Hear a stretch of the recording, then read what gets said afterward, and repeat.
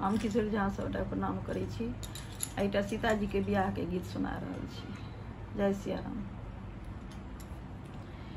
मिथिला के धिया सिया जगत जननी भेली, धरनी बनल सुर धाम यो। मिथिला के धिया सिया जगत जननी भेली, धरनी बनल सुर धाम यो। ध्यान मिथिक भूमि घर घर ऋषि मुनि, दुल्हा जगत पति राम यो। धन्य मिथिक भूमि घर घर ऋषि मुनि, दुल्हा जगत पति राम यो। दुल्हा जगत पति राम यो।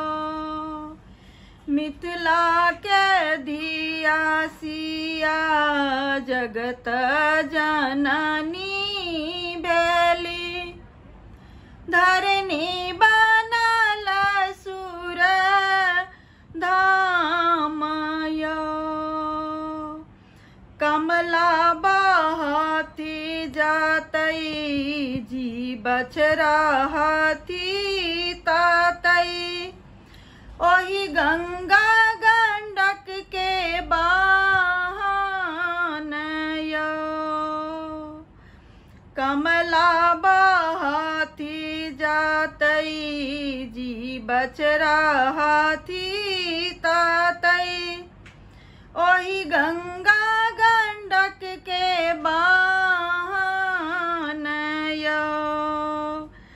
मिथिला के धिया सिया जगत जननी भेली, धरनी बनल सुर धाम यो। हे मातरिखी घर गौरी के नैहर, शिव जी भेला में मान यो। हे मातरिषि घर गौरी के नैहर, शिव जी भेला में मान यो। मिथिला के धिया सिया जगत जननी भेली, धरनी बनल सुर धाम यो। मिथिला के धिया सिया जगत जननी भेली, धरनी